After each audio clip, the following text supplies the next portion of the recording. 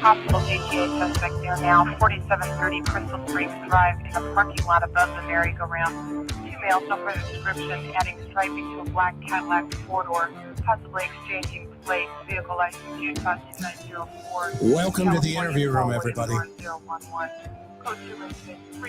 On this wonderful Sunday evening, God's Day. This is the day of the Lord. And we're here to make a difference because we work for God. It is a two-door Buick Regal, 227 Tom Cedar Paul has. Southwest units, all units, citizen reports, officer needs help, 3742 West Martin Luther King Boulevard. They're playing my music. Reports, officer needs help, 3742 West Martin Luther King Boulevard. Welcome to the interview. If this is your very first time here, we're excited to have you here with us this evening. Man, have we got a case for you. And of course, you can tell I got the best in the business. If you ever need somebody to watch your six, there he is. Billy Little Jr. Billy, it's great to have you here. Man, what do you think? To be back, Chris. I'll tell you. I love the beat of that new opening. I'll tell you what, man. Got me going. Dylan worked hard on that one, and I think he put together a keeper. We're getting really positive feedback from our audience, and so it's going to be something we're going to stay in the rotation here. Hey, you have a buddy who has a book, right? Oh man, McBee. Yeah, let's shout out to the Navy SEALs. Hold it up, McBee, Darren McBurnett. Hey. If you guys have not bought this book, go get it. Uncommon Grit. And it is amazing. It's pictures of them going through SEAL training. I mean, it's just incredible. The book is amazing. You'll see some photographs that you've never seen. It gives you inside look at SEAL training from a Navy SEAL. I mean, just fantastic book. Yeah, go pick that up if you haven't got it. It's awesome. Awesome. Well, let me introduce Chris, you may be getting one in the mail. I love you, brother. Let me introduce Mr. Billy Little Jr. First of all, he is another great American, and we honor all of our veterans here. We love anybody who has served, but especially those silent warriors, like the SEALs and anybody in the SF community. These guys are just a breed of their own, and it's amazing they can see each other in an airport and just know without opening their mouths. They can just tell. And trust me, I know that to be a true statement from hanging around with my dear friend Billy here. But let me tell you a little bit about Mr. Billy Little. First of all, he is the most amazing attorney I've seen work in a courtroom. And he's not only been on the defense side, he's been on the prosecution side. He was also a judge at one point, and he's handled approximately 17 capital murder cases in his career. But also when he got out of the military, and by the way, he was an infantry officer in the United States Marine Corps, URA. we got a shout out to that. And then he also was retired as a colonel from the Air Force. He went over to the other side for a little bit. But more importantly, he spent 24 years as a military officer, and he's a very well-decorated warrior for this country. And it's because of guys like this, everybody, is why we have our freedoms today, and I, quite frankly, can have the interview room. So we're always honored to have him here. He's been very active in establishing veterans courts in the state of Arizona, and these courts separate veterans from the general population of offenders and seek to provide treatment to veterans in an effort to reduce recidivism and improve the quality of their life. This gentleman here, my friend, has a servant's heart. God has anointed him in many different ways. And tonight we're here to talk about one of his cases. So let's give a shout out. Oh, and by the way, did I tell you he served in Desert Storm, Kosovo, Afghanistan, and of course, again, he's a true hero and very humble. So he won't say any of this stuff, but because he's on my program, I get to tell everybody about it. And so go get Mr. B's book. That would also help support others who have given all for this country. So, Billy, how are you this evening? So I'm doing fantastic. I just want to make one more comment about McBee. Please. He takes the money that he makes off of that book and helps veteran organizations. So he goes around the country now. He's retired. He goes around and helps them raise money to help the troops. So a true hero he is too. So, and by the way, the case we're going to talk about tonight, it's not just my case, Chris. It's yours too. I had a very small role. Small chip in a big bag. No, don't go modest on me. All right, let's stop boring everybody. Let's get down to business. Okay, I'm going to put it up here. Oh, so Merry Christmas, first of all. Yeah. Okay. Tonight we're going to tell a story about Kathleen Richard and her daughter Scarlett. It's a story of a mother who loved her daughter dearly. And Kathleen, or Kate, I call her Katie because she's like family now. She joined the Coast Guard in 2014, graduated basic in, I believe, November, December of 2014. And this is her graduation picture. Before she went in the Coast Guard, she joined right out of high school, but she was a volunteer firefighter for her community up there. She was also a lifeguard.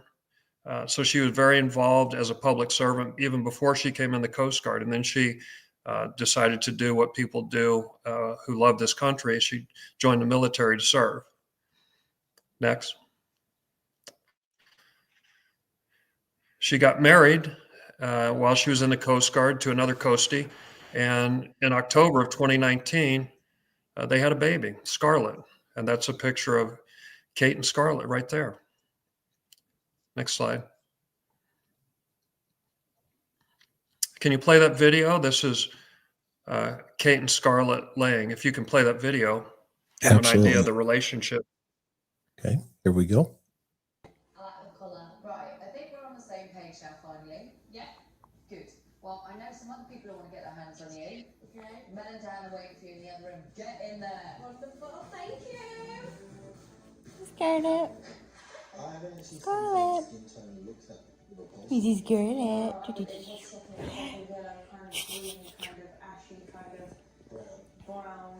Can you say hi to Grammy and Grampy? Say hi. Say hi, Scarlett. Can I take this clip out? Mm-hmm. You can say hi. Oh. Say hi, Scarlett. I need to know what's your hair history. The most beautiful, thick, blonde hair. Blonde? Yeah, after that. That's a mother who loves her daughter. No question. Next slide. And of course, she didn't always look good with makeup on. Sometimes she looked like your typical mother. woken up in the middle of the night, frazzled, and still loving that child. First-time mother. Next slide.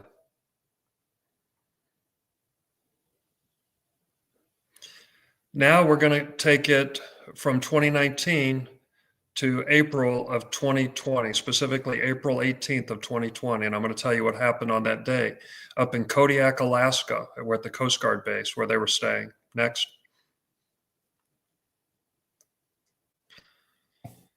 So Kate, Scarlett, and Kate's husband lived on base.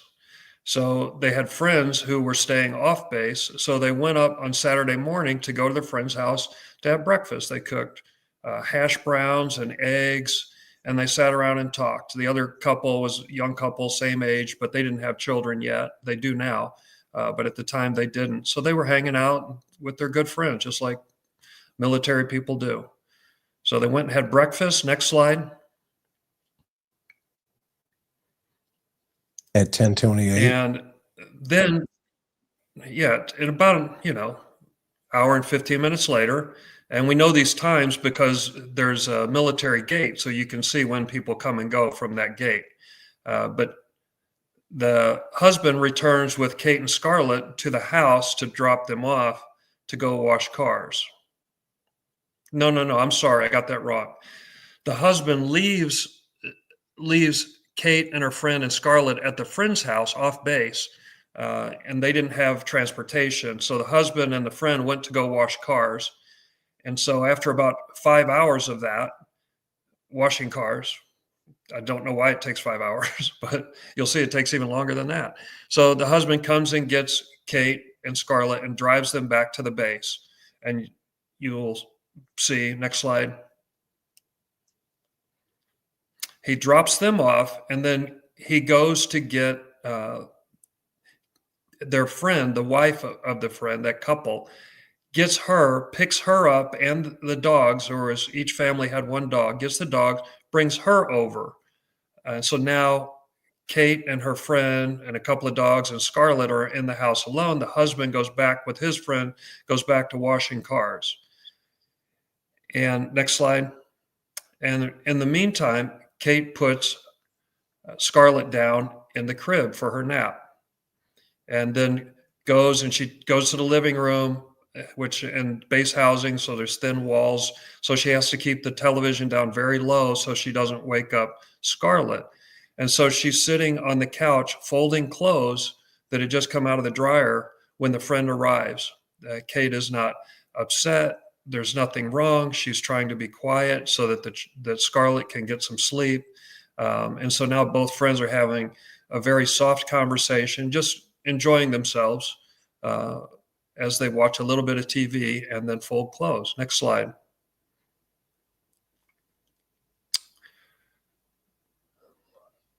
Next slide. Next slide. Okay, so Kate is with Scarlett for 8 minutes, alone with Scarlett for 8 minutes, and then never re-enters the bedroom after that until much later when something bad happens. So Kate is there, like I said, on the couch, folding clothes, low TV. She was only alone with Scarlett for 8 minutes. And in that 8 minutes, she obviously had to put her to bed, get the TV out, get the clothes out of the dryer, sit on the couch. Not much time to be doing much else but what she was doing, folding clothes, watching TV. Next slide. Being a mom. Being a mom. So after they're sitting on the couch for a little while, we don't know exactly what time it is, but we know that it's after her friend arrives and they fold clothes and they're sitting there quietly, but they can hear Scarlett talk, right? She's only a few months old, so she kind of coos, but they can hear that coo clearly. In fact, when they hear it, they look at each other and smile like, oh, isn't that sweet? Do you have the audio of Scarlett cooing? I actually have a video of her Okay, cooing. let's hear what they heard. Okay.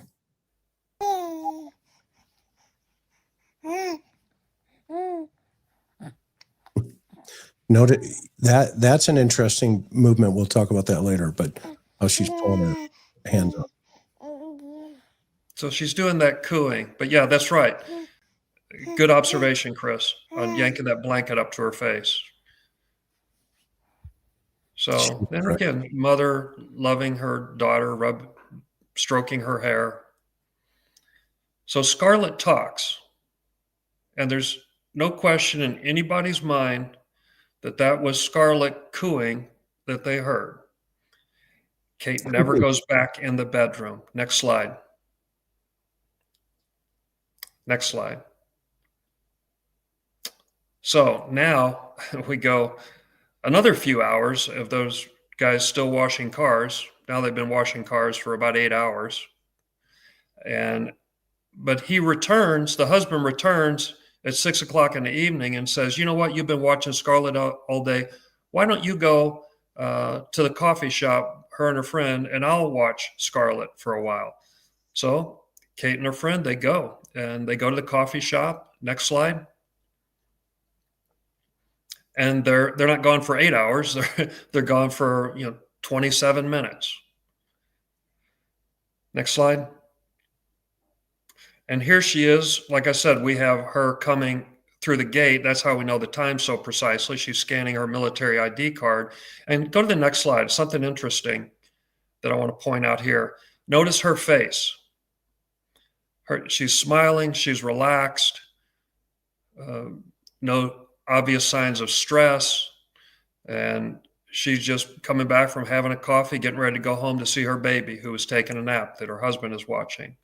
And notice the color of her face. That's going to be important. It's a light color. There's no blotches. There's nothing on it. It's just normal, happy wife. Next slide. Because whenever Kate gets stressed, she gets these blotchy things, right? Whenever her stress level is high, that will go on. And it doesn't have to be that high. I've seen her in all kinds of situations. And I mean, you can see it in real time happen to her. It's just an uncontrollable physiological thing that happens to her. And remember, coming through that gate, we don't see any of this. And that's important. And I'll tell you why in a few minutes. Okay. Next. Yep. See, there she is. No stress indicators, right? Okay. Next slide.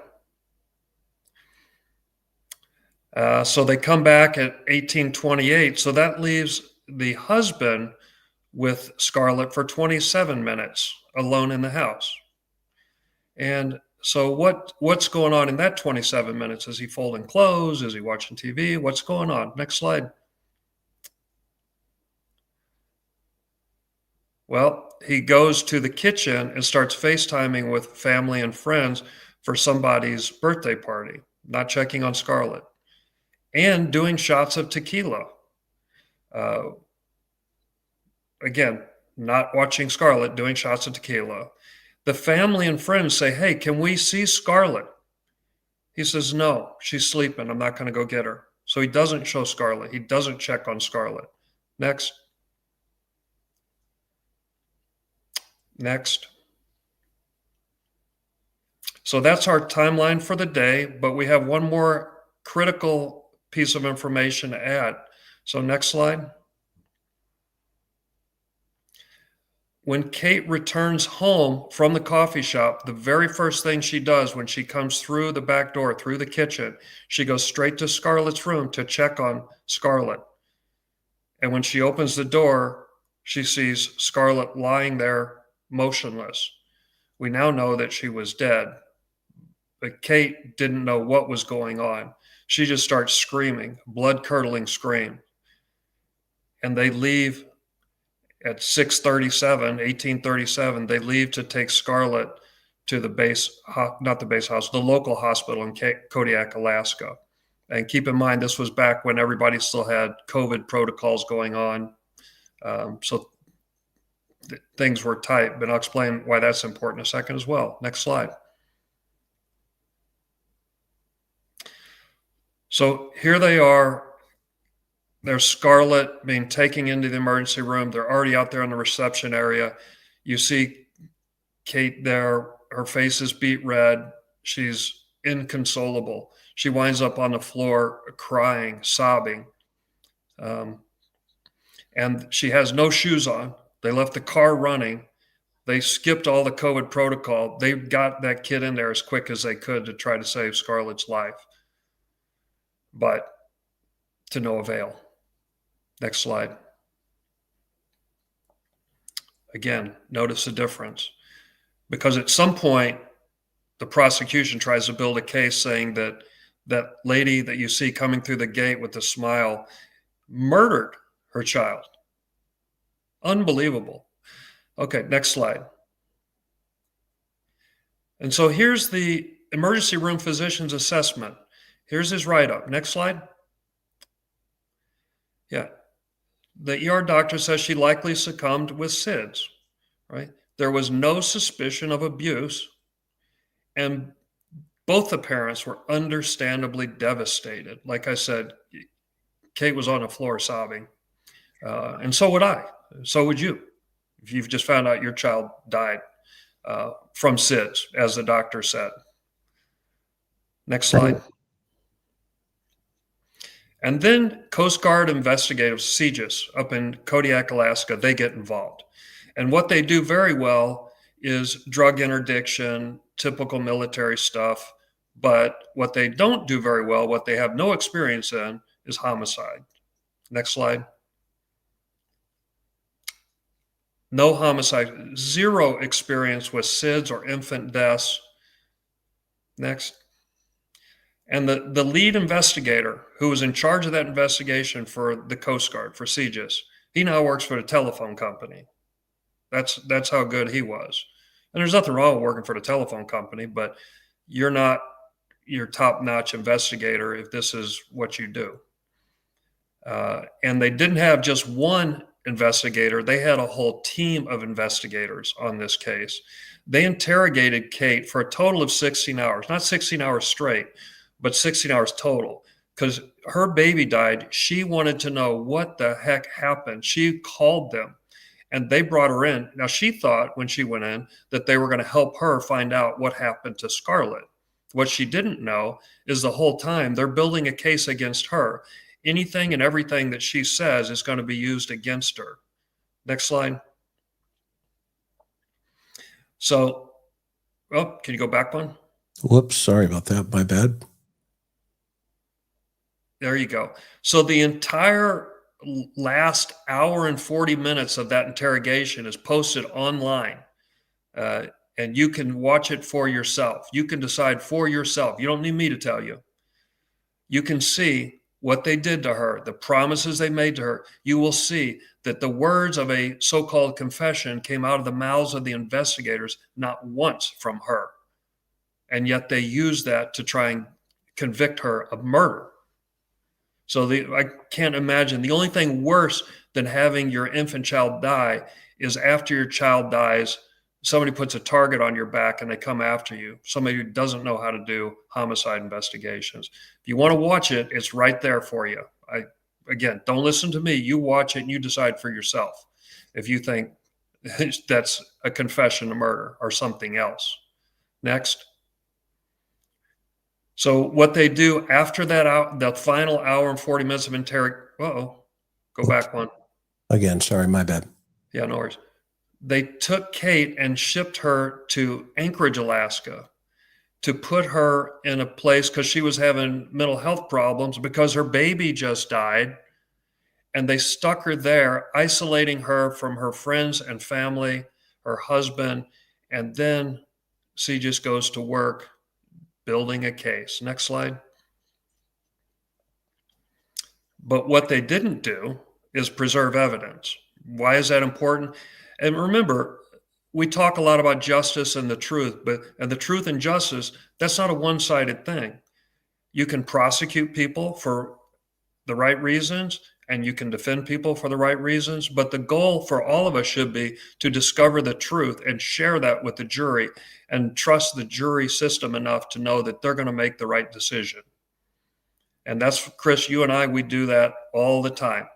And we don't pick a side. Yep. The truth doesn't have a side. We just find the truth. That's our job. That's our job. Your job is to find it. My job is to share that with the jury. And we do that quite well. But they've destroyed the crib itself, all of the bedding in the crib, and the clothing worn by Scarlett when she died, which is an absolute no-no in doing a homicide investigation.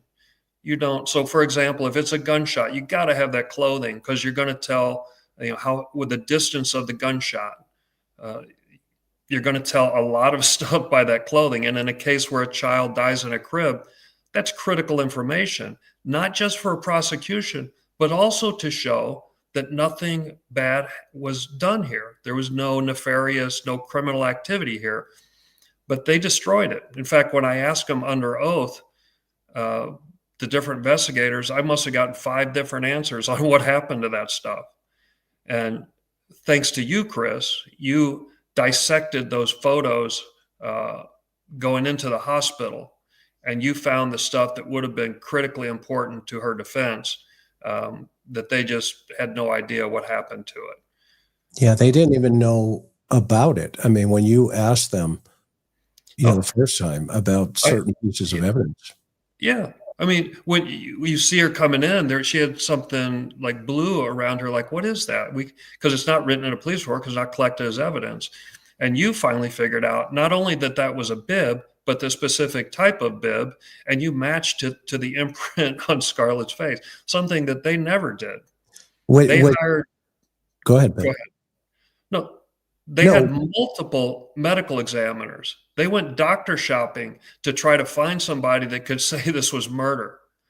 Because the question for the audience, the question that we had, and Billy presented it before a jury, was, what's the development phases of this child, i.e., is she capable of pulling things up? Is she capable of rolling over? And if she's wearing a bib, there was a triangle on right here above her lips. And so the question that Billy asked, and we asked the ME's office, was, okay, if there is a bib in play here, can you eliminate that as a possibility to maybe accidental suffocation or something to that effect? Can you take it off the table? And when we look at this video again and we watch her, she's going to pull the blanket right there to oops, I don't know where that just went, but right there to her face. Yep. And that was the question. That was one of the questions. Go ahead. Yep. So, yeah, and these are all the things that you did, right? This was why an investigator is critically important, and an investigator who's experienced in homicide, so they don't see things that aren't there and try to make up things. Next. But remember, the big problem for Segis, even though they put a target on Kate, the big problem is, next slide, Scarlett talking and Kate never going back into that room until she goes in and finds Scarlett dead. So if she murdered her, how the heck did she do it without being in the room? It's not possible. So what does Segis do? Because remember, Segis, these are fact investigators. They're not fact creators. They're fact investigators. They're out there to do ostensibly what we're doing, which is discovering the truth and sharing it, right? And let somebody else figure out right, wrong, and different. Gather the facts, do your job, right? And what they couldn't, they had a problem here with blaming Kate because Scarlett is talking. Well, how do they fix that? If you're on the up and up, you don't fix it. It is what it is, as they say. But next slide. But the Segis agents this was the case of their life. They'd never been in a homicide. They'd never been in a child death. They saw this as a big case, the case of their lifetime, the case of their career. So they go back to that witness who heard Scarlett cooing when she looked at Kate and said, oh, how cute, right? They smiled at each other. They threatened her, a witness.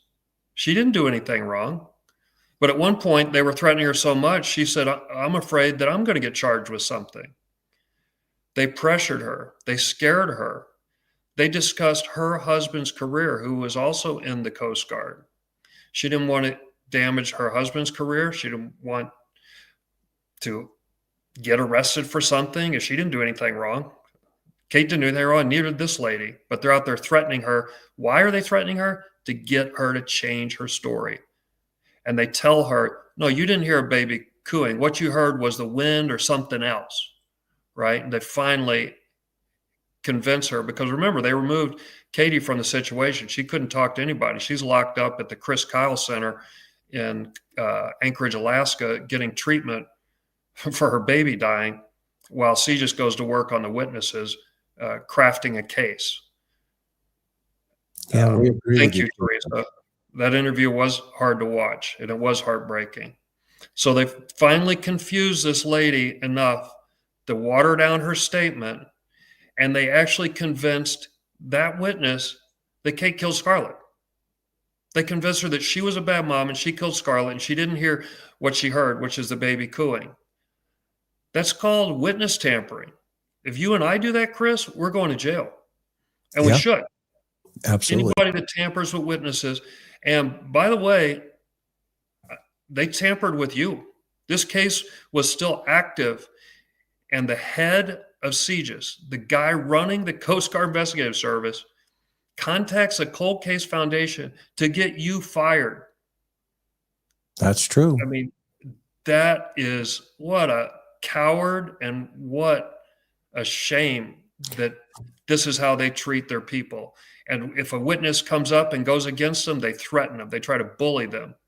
Well, the problem is you and I can't be bullied. And they're certainly not man enough to say it to my face. Well, and homicide 101, right, Billy? I mean, we go back to, some of the fundamentals. You don't investigate people. You investigate information, like you're talking about. And unfortunately, the reality was they were over their head. I mean, like you said, they missed evidence. They weren't open to other possibilities, such as SIDS, such as accidental asphyxiation. They had a theory, and they went down that rabbit hole, and they stayed with it. And even to this day, you can't go from this Right, I think we're on the same page now, finally. Yeah. and this to this tunnel vision that just plays into, well, we know exactly what happened. And unfortunately, there were a lot of professionals involved. I mean, I was honored to be one of them, but our job was to seek the truth. That's it. Nothing more, nothing less. And that's what we were looking for. There were a lot of professionals involved on the defense side. And guess what? The Coast Guard didn't want to pay for any of them. They didn't want to pay for you, Chris. They had 10 or 15 investigators. They didn't want to pay for one investigator on the defense side. I mean, it's criminal the way that they do their business. So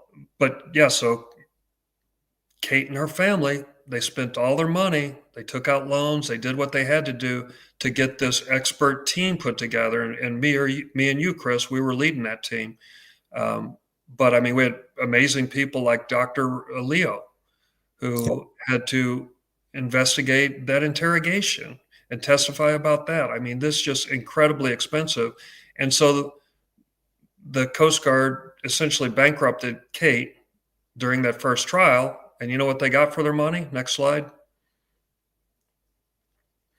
They charged her with murder, not guilty. Obstruction of justice, not guilty.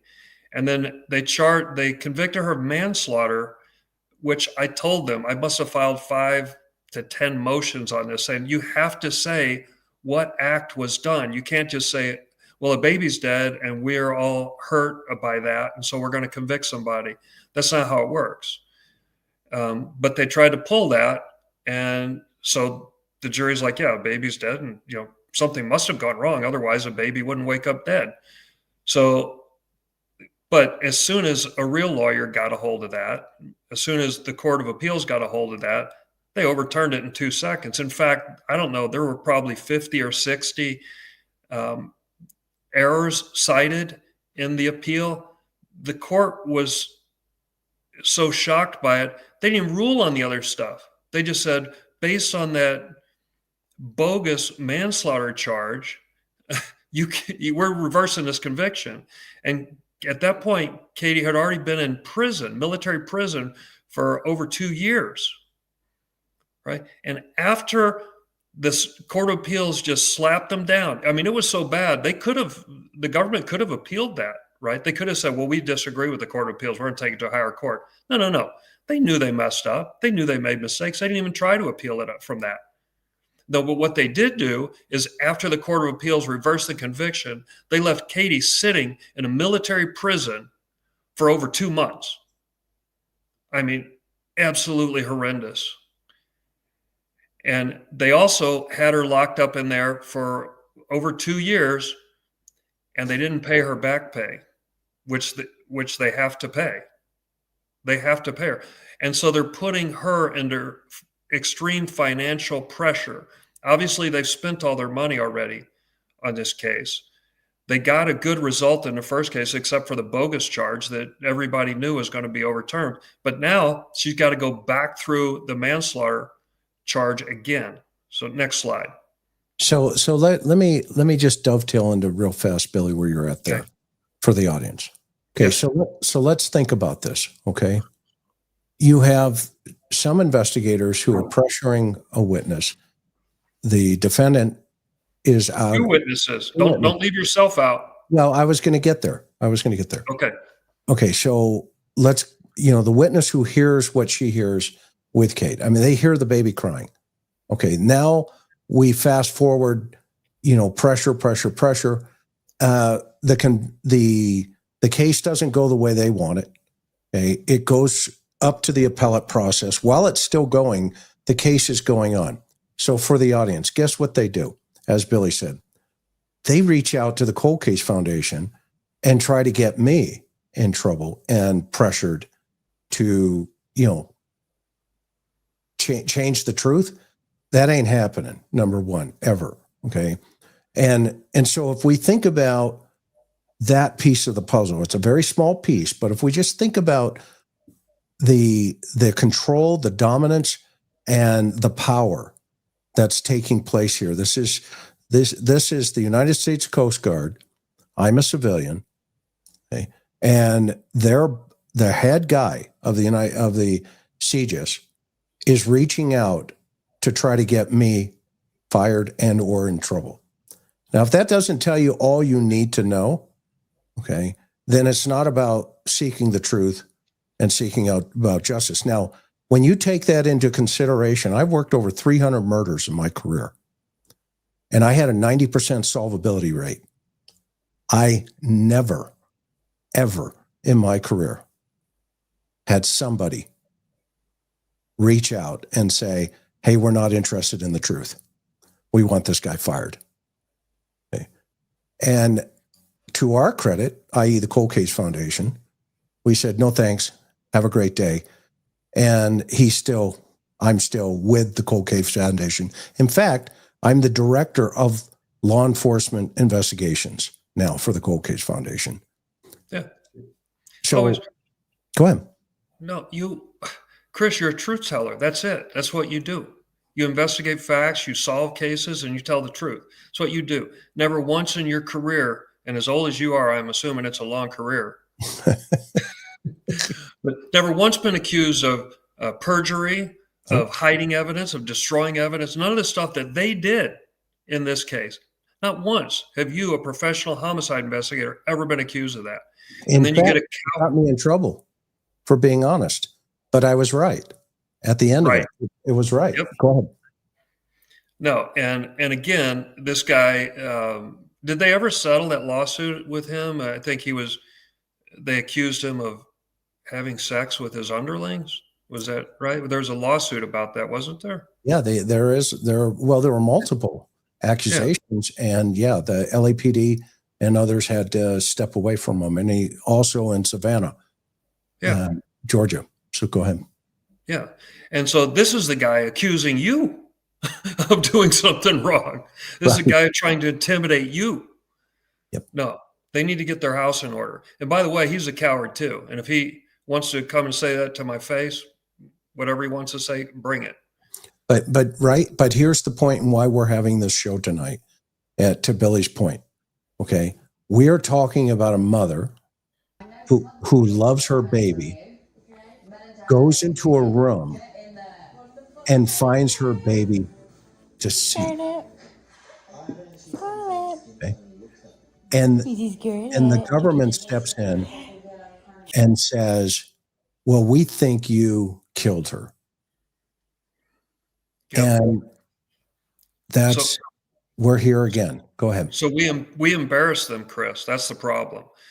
We hurt their fragile ego. We embarrass them in that first trial, including their experts. The jury was not buying what they were selling. And if it hadn't been for that made up charge with no facts behind it, Kate would be home right now. Because as much as, and look, there's a lot of great people in the Coast Guard.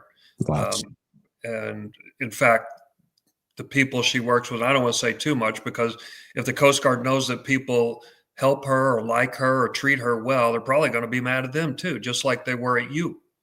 Yeah, we're not talking about the troops, right? And we're talking about the investigators. 100%. I've had nothing but good interactions with the people in the Coast Guard. Yeah. So this is not a let's beat up the Coast Guard. This is you got a problem in your leadership and your investigators. You got a real problem in that Coast Guard. So maybe when they're in there redoing this government this time, they can unscrew that place. And the new charges, it's the same conduct that she was found innocent of. They just put a different title on it. They moved it from, well, if we couldn't get her on murder for that, well, let's charge her with the same exact act and just call it a different crime. Guess what, Chris? Not in this country. Here, Well, next slide. why isn't, I think our audience is going to ask Billy, explain what double jeopardy would be in relationship and how they're getting around it. Next slide. Yeah. If anybody could send them a copy of the Constitution and the prohibition against double jeopardy, you just can't keep trying people over and over and over until you bankrupt them, until you cause them to have a nervous breakdown and destroy their lives like they've done to Kate. You can't do that. Our Constitution says you can't do that. Once a jury has acquitted somebody of something, that's it. You don't get 50 bites at the apple. So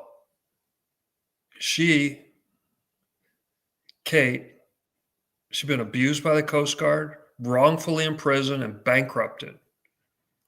And parents, if you're thinking about sending your daughters there, you better think twice. Again, you got a lot of good people on the ground level, but you got a serious problem. Look at Sherry asking what happened to Dad. You know what they did for Dad?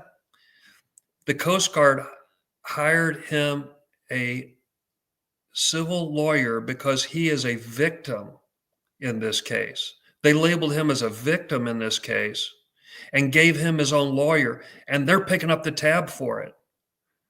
They have spent millions of dollars on this case prosecuting. Thousands of hours, 100,000 pages of police reports, 10 to 15 investigators, multiple medical experts, and at trial, they had 4 lawyers sitting there at trial, 4 lawyers for the prosecution. That's how big the case was to them, and they still lost because they didn't have the truth on their side. But now they're coming back after her. They won't even let her get out of the Coast Guard. They're keeping her in there. They're basically imprisoning her in the Coast Guard until they can get their egos fixed. That's all this is at this point. This has nothing to do with the truth or justice or letting a grieving mother heal. This has to do with somebody with an ego who got their feelings hurt, and now they're going to take it out on this young girl. If you've ever heard of bullying, this is an example of bullying. It's somebody in a position of power using that power to hurt somebody else. You're supposed to use your power to help people, not hurt them. So I couldn't be more furious at these people. So, but we still got Katie's back. So based on you're not going to bully us. He had more time with the baby than Kate did.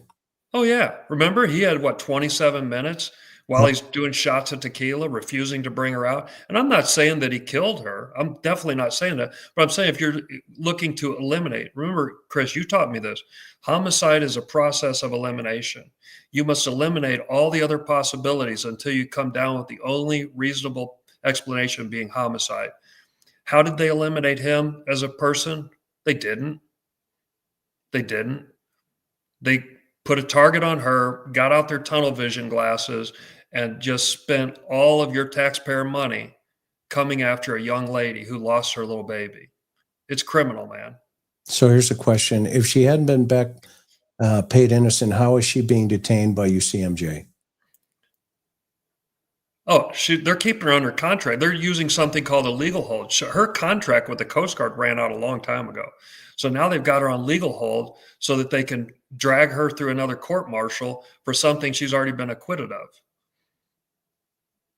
Yeah, contract failure not being paid. Yeah, give her 2 years of back pay so she can go hire somebody and hire some experts and defend herself. And don't put somebody on this case that doesn't know what they're doing. And by the way, Amy, we're going to come to that. Kate needs help. She does, Amy. And we're going to, at the end of this presentation, we're going to show you where to go. And I'm going to ask that you help.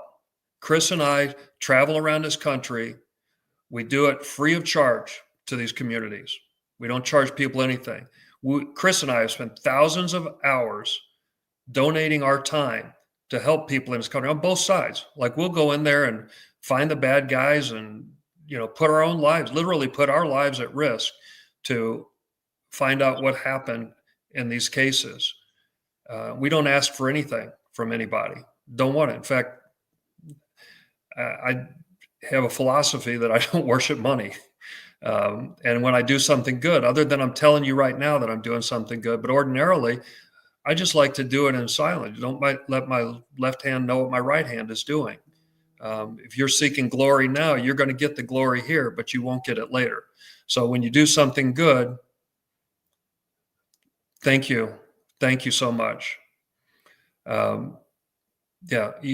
You and I never brag about the good stuff we do. And I'm only bringing it up now because you and I have sacrificed. I spent tens of thousands of dollars on cases and helping Kate. And ask Kate how much she's paid me in the last 4 years. Yeah, you've That's always what the answer is. And when you see this, when you see these babies, of course, everybody wants the truth. And in these kind of situations with a SIDS or, an accidental, suffocation, i.e., she was small, she could roll over, but she was just learning how to roll back, which is exactly, in that danger land. And SIDS, by the way, I saw a comment go through a little while ago. SIDS can occur up to about a year. I've even heard of cases that are longer than that.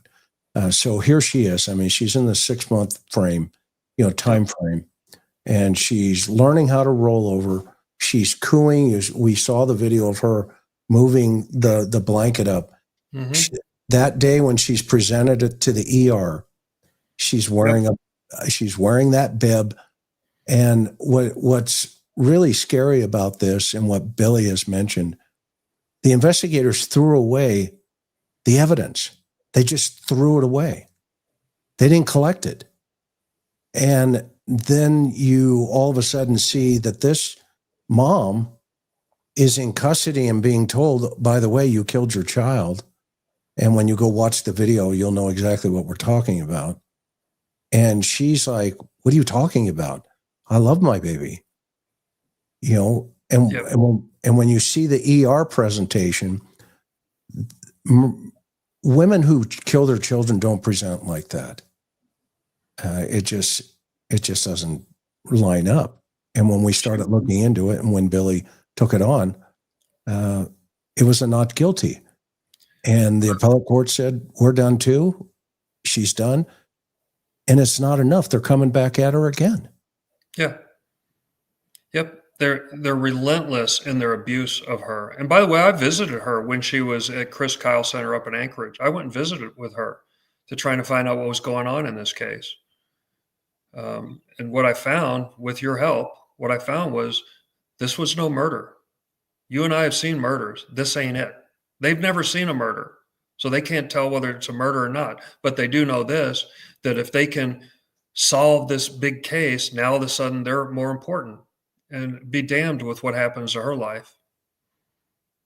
Yeah, I It's mean, infuriating. It's infuriating. Next. Yep. So Kate needs your help, and some people have already commented. She absolutely needs help. She needs your help, and she needs money help. This is a good point. Yeah, we did. And the kid, we've looked into all that, the vaccines. Also, the child was just recovering from RSV, respiratory conjunctive virus, whatever. I'm not a doctor, but it's RSV. The kid was just, there are a million things that they did not rule out, which is what you do in a homicide investigation, rule out. How'd you rule out that the kid pulled the blanket up over her face and suffocated? How'd you rule out the bid? How'd you rule out the dad doing something? How'd you rule any of this stuff out? No, don't tell me that you went in there and changed a bunch of evidence to fit your bogus theory. Tell me how you ruled stuff out. They didn't. They didn't know what they were doing. And again, they're very good at what they do, but what they do is not homicide investigations. What they did here was destroy a mother's life. When they separated her and convinced her husband, wait, let me read that question. Who's allowing detainment prior to court martial? Legal hold for a ruling. There's a convening authority that has to sign off on these charges. And yeah, the system is heavily weighted against Kate. It just is. Yeah. Thank you, vet girl. Yep, RSV could be a cause for SIDS. Absolutely. How'd they rule that out, Chris? How'd they rule it out? They didn't. No, what they did was they went and spent millions of dollars investigating Kate for a crime she didn't commit. And then you and I, a couple of rednecks, go in there and figure it out. And it doesn't cost them millions of dollars. And then we testify about it. And then they try to get us fired. Try to get me fired. Yep. Then you testify about it, and then they come after you, just like they did that other witness. Yeah. Nice try. How is this possible in this country? I mean, I don't get it. Yeah, we agree. Callie Dime. Look at Cal. Thank you. And by the way, as we go along here, if you have questions for Billy, I'll star them and then I'll put them up for you. And of course, if they're within his legal ability to answer them on behalf of Kate, he'll definitely do. So go ahead. Yeah, let's do the next slide, because I think we're getting to the point where so it's Christmas time. Folks, open your wallet. I've never once asked you for money, but I'm asking now for this young lady. She needs it. If she doesn't get it, she's going to go to prison for a crime she didn't commit. So next slide. And that link is below in the description. Okay, there's the free funder. We started with GoFundMe, but then they kicked us out because they don't allow raising funds for people who commit violent acts, which obviously this is not this case, but okay, whatever. They charge too much of a percentage anyway, but so Kate actually went and got this free funder, and she also has a Facebook page. But let's go to the next slide. So remember, most people on here won't remember, but at one point our U.S. embassy in Iran was taken when the Shah of Iran was overtaken by the Ayatollah. It happened a long time ago. In fact, Jimmy Carter was president. But the Marine security guards who guard that place, they were also taken hostage And they were told that that's what they had to do. They were told they had to give up the embassy when it got stormed by all those Iranian students. And so they didn't. So for 444 days, they were held hostage.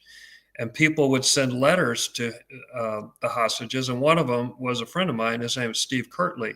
He was one of the Marine security guard people there, and he was one of the hostages. And he would tell me about it. And he would say, look, people would send letters saying, oh, we're praying for you.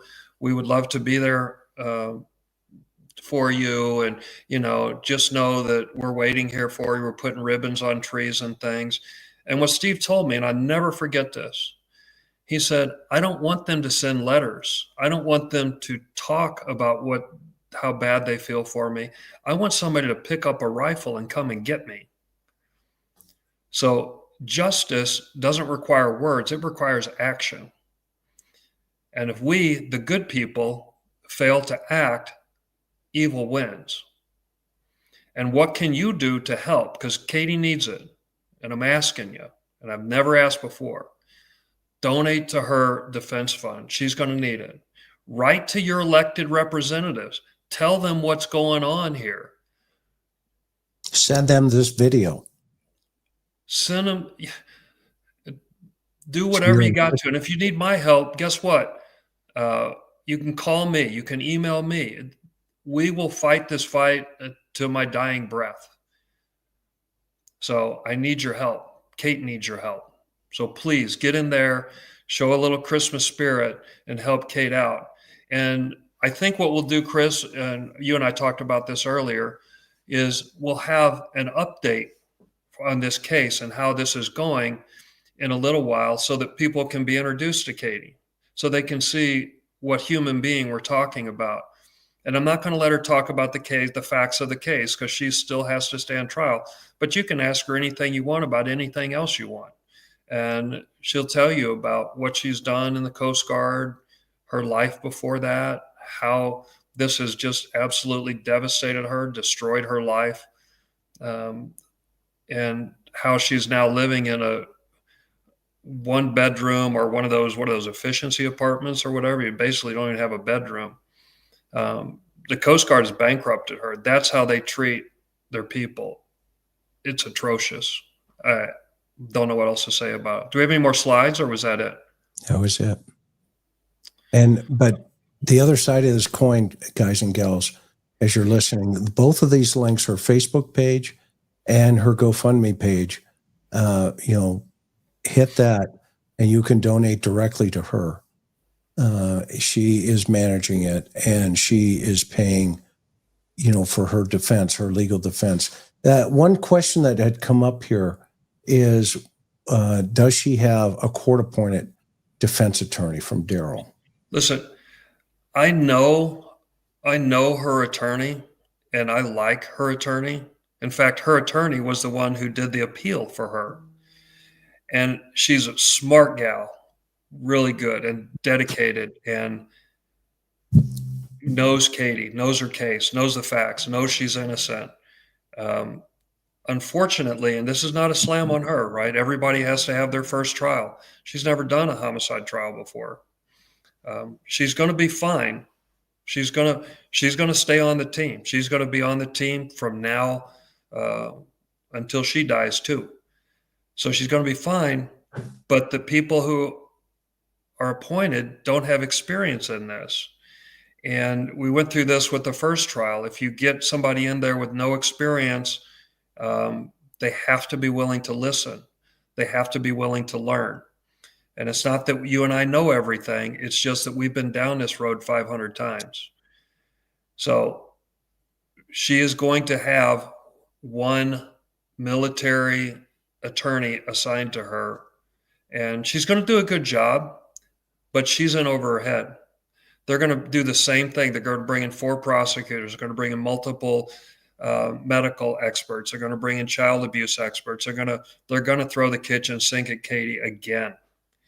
That last trial, what was it, a month and a half? That was a long trial. We're going to need you again, Chris. Well, what was interesting is they took it out of Alaska too and brought it to Virginia. And so we got a lot of questions, Billy, on the father. Did they get divorced? That's one of the questions that's coming. Yes. Yep. Well, yeah. After she went to Chris Kyle and they institutionalized her because her child died and she was struggling with that. And you can see that in the interrogation. You can see they just broke her, absolutely broke her if she wasn't broken enough. But when she was down there, they convinced the husband that Kate murdered her. So these investigators go in and convince everybody, which is not their job. Their job is to gather facts, but they go convince her husband that she killed their baby. And yes, that caused the divorce. They destroyed her marriage. Yeah, imagine if you think thank you, Amy. Thank you so much. If somebody says, oh, your spouse murdered your child, yeah, you're going to get divorced. And it was malicious. It was intentional. And we have Kate now with her life suspended, still waiting to grieve. Unbelievable, Chris. I'm heartbroken. Other questions coming in, Billy, is why didn't they charge? Why do you think they didn't charge him?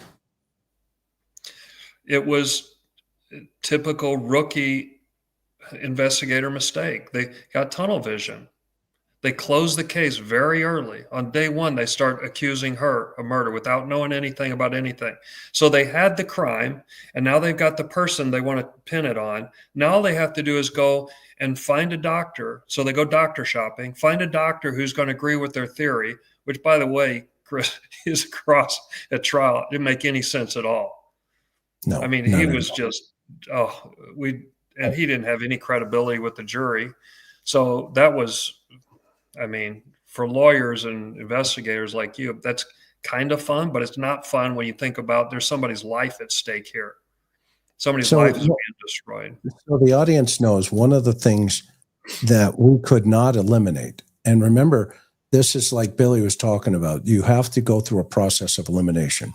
And one of the things that we could not eliminate was when Scarlett was presented by Katie and her husband's off to the side to the hospital. She's a wreck. Mom's a wreck. Remember, she comes home from running an errand. She finds the baby, and next thing you know, it's a dash to the ER. Okay. Yeah. As they present the baby, the ME, or excuse me, the medical staff starts taking all her clothes off, and there was a bib that we talked about. Yeah. And like real fast, there was a diamond-shaped indentation above her, just below her nose in her lip line here. And when Billy and I were looking at that, the first question, we asked, well, where's this bib? Okay, because I want to see this bib. And lo and behold, Mom tells us, well, I bought it at Target. And so we literally ran out and I bought another bib. And I was like, okay, let's have the ME look at this bib, number one, and see, could this baby have pulled it up over her mouth? There was fluid on the bib, or she was inhaling at the time on her blankets and stuff. So the question was, and when we see her do this behavior, remember, all babies do this, okay?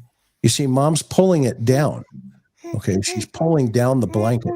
But think about this for a second. Watch this baby's behavior. Now picture a bib, and then picture the baby rolling over and trapping that between the mattress and her face. And, babies, like anything else, I'm not being a doctor, but being a homicide investigator, we want to eliminate that. Is that a possibility that she could have suffocated accidentally in that situation? Okay. Well, the jury said, no, this is not first-degree murder. We somewhere in the jury's mind, this thought process presented itself that said, can we eliminate it? And the first jury said, no, we can't eliminate it. Okay, so then they came up with this, by some other means, whatever, hocus pocus. I'm not sure what that means. And the appellate court says, no, I don't think so. Okay. And they kicked it all out. It was all over with. But the whole reason we're here tonight is the government turned around and said, we're back. We are back. And Kate, we don't care what the truth is at this point. Go ahead. No, Katie's actually texting me now. So, Okay. so sorry. So I got distracted. You're okay. Sorry, Katie. I'll be there. I'll be with you in a minute. She's watching your show. So the bottom line is the whole reason we have this program. Remember when Billy met with Greg Hardy in Dee Warner's case, that was a mission to seek the truth, whatever it was. And, like building a house, you lay the foundation, you put the walls up, but Greg Hardy and his family maintained, this forward momentum. And we literally sat there with the law enforcement and said, look, guys, something else needs to be done here. And because of Billy, Greg, and Dee's family, they kept the pressure on law enforcement, and lo and behold, there's now justice coming from that family. This is the same amount of momentum. When Billy and I, step out into these things, it's not because we want to step out into these things. It's because you have to look at the totality of the circumstances, i.e. the information, and you have to put a blinder on and say, you know what? I'm not looking for the person right now. I'm investigating the information, and that will put me at the right person, because all the exculpatory stuff, the stuff that, the bib, the evidence that was thrown away, all of that stuff now takes a significant and plays a significant role. It comes to the top of the pile. And I don't want to go too much further, Billy, but am I off base here? No, I said, and during the first trial, it was, you remember their lead investigator, the first question I asked him was, where's the bib? His response, what bib? I said, the bib. I have no idea what you're talking about. Oh my God. Oh, could not. Oh. Then when you found out they threw it away. Oh, they don't know what they did. I mean, what under oath they told me. Under oath, it was like one person would say, "Where's the bib?" Oh, the chaplain took it. Another guy, "Where's the bib?" Oh, we destroyed all the clothes. Another guy, "Where's the bib?" We gave everything back to the family. I mean, this is not how you run an investigation. No, this is not how you treat people. Kate, you're getting a ton of support here, and this is what an impartial jury looks like, of people on YouTube. And we're going to bring Katie so these people can see who she is. I want them to know who she is. She's an amazing, sweet girl. That's the same girl that was volunteering at her local fire department in high school. The same girl that was training to be a lifeguard in high school to help people. The same person that raised her hand and took an oath to serve this country, and to be treated. There she is. Oh, Kate. Oh, Kate, we're going to have you on. We're going to do it. We're going to win. We don't quit. Once we find the truth, we don't let go. We sink our teeth into it. And every other YouTuber out there, we would encourage you, your podcast, please get this story out to the world. This is the type of story that, a mother has gone through all of this. And this is the mom who loves her baby. Grammy and Grampy. And Chris, Say hi. Chris, I hope you don't mind me sharing this. And, if you do, I'm sure you'll beat me up later. But you're a part of that special club. You lost a child also. I did. Nobody knows what that feels like unless they've been through it. And Chris, you know what that feels like. Yeah. So prayers for you too, Chris. Well, thank you. So, it's the club nobody wants to be in. And ours was so much different than, everybody knows. I mean, what those who have lost children know, it's the club nobody wants to be in ever. And then when you get to this place, which is, the circumstances are so much different for Kate and, quite frankly, her husband at that point, that, you walk in and your baby's, gone. And, then you have the government come in and say, well, yeah, and we think you did it, but we're going to go ahead and throw all the evidence away just in case you did do it.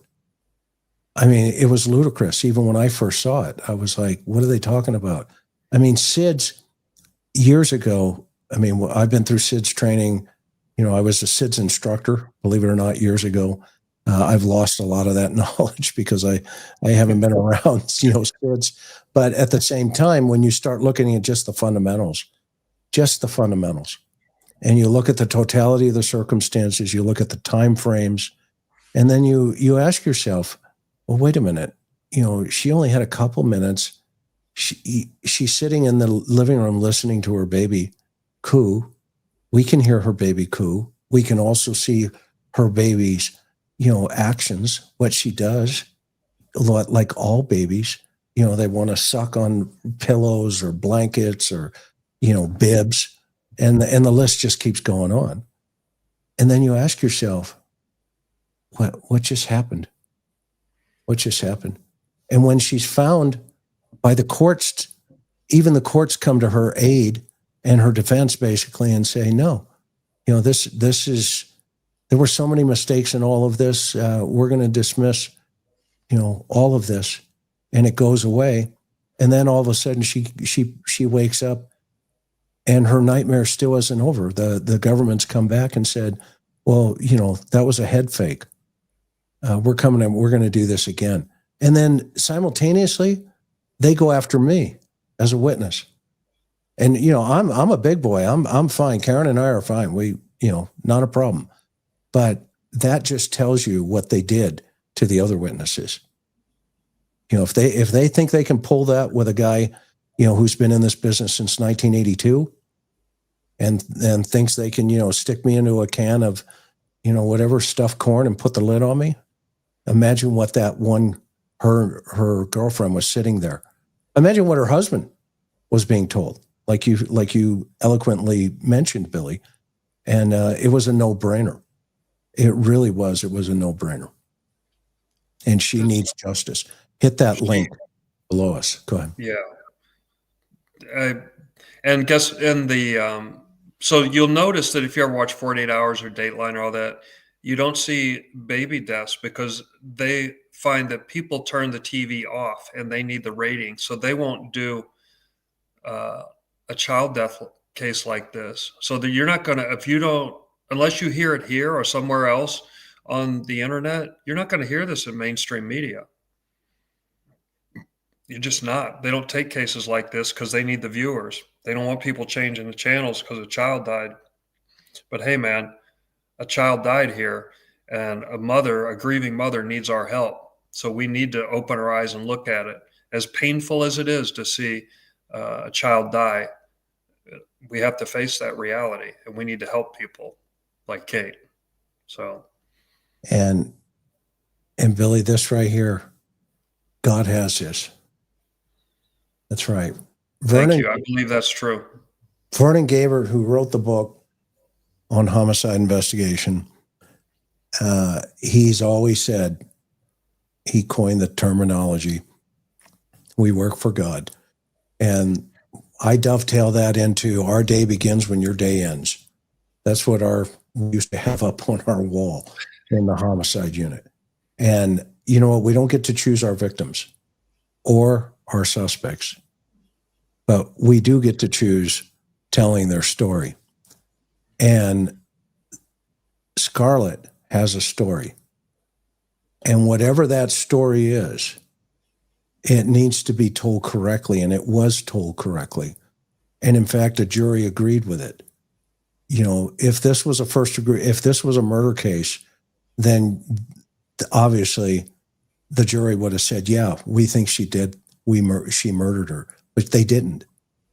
They agreed with what we were talking about. Where's all this other stuff and what else is going on here? Could she have died from SIDS? Could she have died accidentally?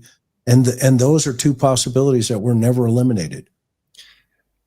And the truth is about you and I, Chris, the truth is if we had discovered that she murdered her baby, we would have said so. I mean, that's just how we operate. And I warn people that when they ask us to come into cases right up front, I tell them, hey, be careful, because if any evidence leads to you, I'll come after you. I'm just following the truth. And you and I do the same thing, Chris, when we work on a case. Magnolia, that's when I started police work. I hope but she got the year wrong. It was 1882. Yeah, exactly. I was in a class last week in Oklahoma, and one of the guys said, you've been doing this for a couple of weeks. And I said, I guess, yeah. And, they couldn't believe I was still standing up in front of them like you. I mean, you're like the ever ready rabbit. The Energizer bunny. I mean, those of you that know Billy know that he is a machine, absolute machine. And Kate is still in, she's out. She's out of custody now. She's just awaiting trial. And they shipped her. She was stationed in Alaska. She gets out of prison and they ship her out to Virginia after they finally let her out. And then instead of having the trial in Virginia, like walking distance from where she is, they decided to have the trial in California. I mean, just couldn't be more abusive. Oh, hey, wait a minute. I like this Maui girl. She's my new best friend. Maui is awesome. No doubt. So, all right. So hey, what are your thoughts? You see this Christmas sweater? Yeah. It looks great, Griswold. Hey, you mentioned Greg Hardy. Greg Hardy's wife bought me this. Really? Yeah. So I guess I lied when I said I don't take anything. I took a sweater. Great family. The Hardy family is a great family. We love the Hardy family. In fact, Greg, those two questions I asked you came from Greg. He texted me here. So he's watching. Greg and everybody. Hey, Greg. Guys. Sorry, Christmas. I didn't know you were watching. I wouldn't have told you your wife was buying me stuff. Parker, we love you guys. And that's great justice for that family where we've got Miliete coming up here. That's great justice for them. They still need to find their sister, Mary Chris and Richard. But great things are happening. And I think God's going to open up a window and a door here. Maybe even the legal process may not make it to the courtroom, but that's your lane, and I don't want to step on it. Somebody needs to get in there and fix what these people are doing with their prosecutions. Hey, Karen. Yeah, we do love the Hardys. Yeah, they need to revamp. Honestly, the military, for the most part, should be out of complex cases. They need to go back to what they do well. Coast Guard does drug interdiction and rescue operations. They do great work with that. Stay in your lane. Let the professionals handle this. And if you have a complex case, just farm it out. Go out and get an experienced prosecutor, some experienced investigators. Let them handle it. You'll be fine. You don't need to remember that old commercial, like, I always wanted to work on a transmission. No, you're messing with people's lives. You got to stop that.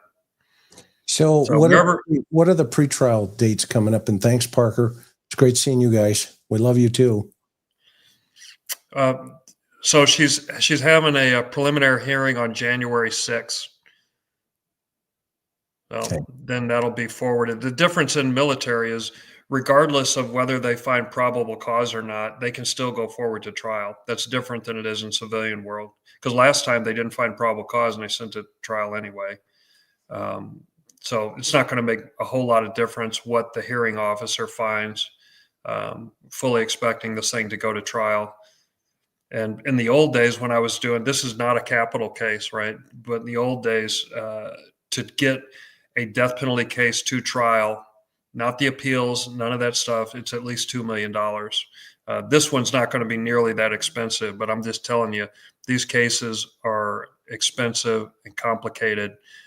You have to put the work in, you have to get the experts.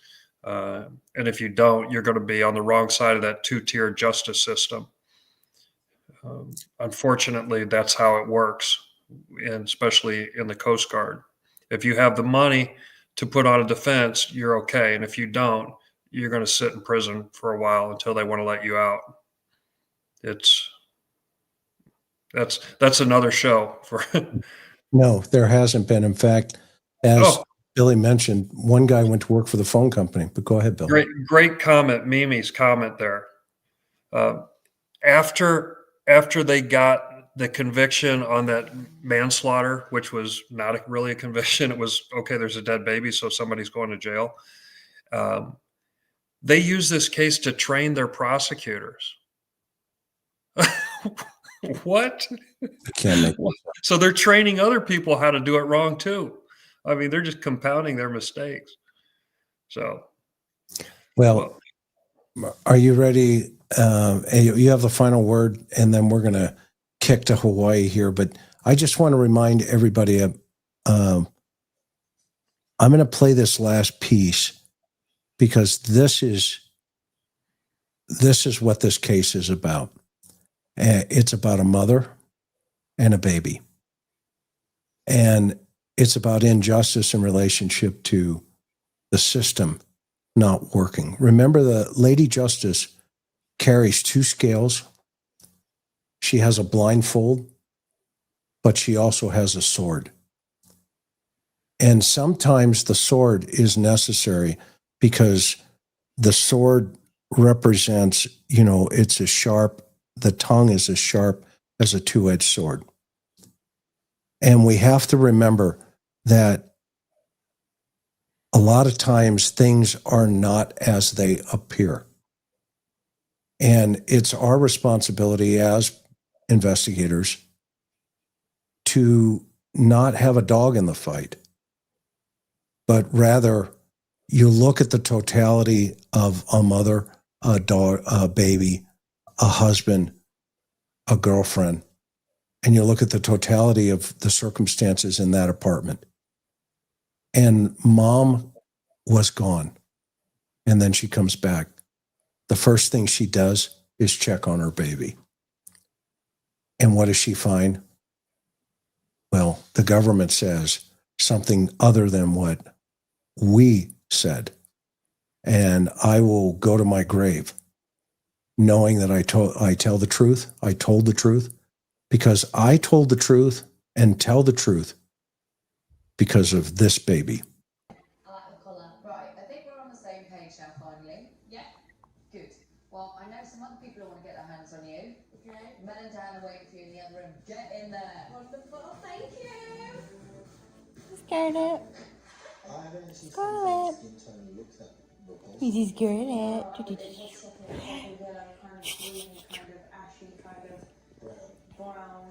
Can you say hi to Grammy and Grampy? Say hi. Say hi, Scarlett. Can I take this clip out? Mm-hmm. How I feel. You can say hi. Say hi, Scarlett. I need to know what's your hair history. I had the most beautiful, thick, blonde hair. Blonde. Yeah, after that. So the okay. question, go My ahead. final words, Chris. Go. You ready? Pick up a rifle and get in a fight. Which is figurative for don't shoot anything or anybody. It's figurative for get involved. That's Take what it means. action. Some people, Take- YouTube may read that wrong. Take action in those links below. Don't That's shoot why I love somebody. that's why I love this guy. Like we're brothers in the Lord, and we're brothers from another mother. But I love you, man. I love you, Chris. And I love your audience too, man. They're the best. Merry Christmas.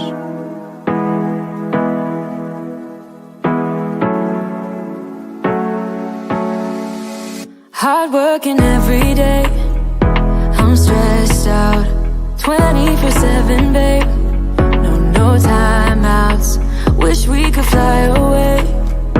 You and I go to our favorite place. Oh yeah, yeah. Make special memories together. I'll be your company now and forever. I say we fly away, you and me, go to our favorite place. Feeling the sun on my face in Hawaii. With you, Hawaii. With you, Hawaii. With you, Hawaii. I need a summer breeze, some fresh air to put my mind at ease. No cares. You wanna come with me? Me and you go to our favorite tree. Are you ready now? We jump on a plane now. We're taking away. Yeah, we're taking away. Don't hesitate now. We're taking away. Yeah, we're taking away. We'll never come down. We'll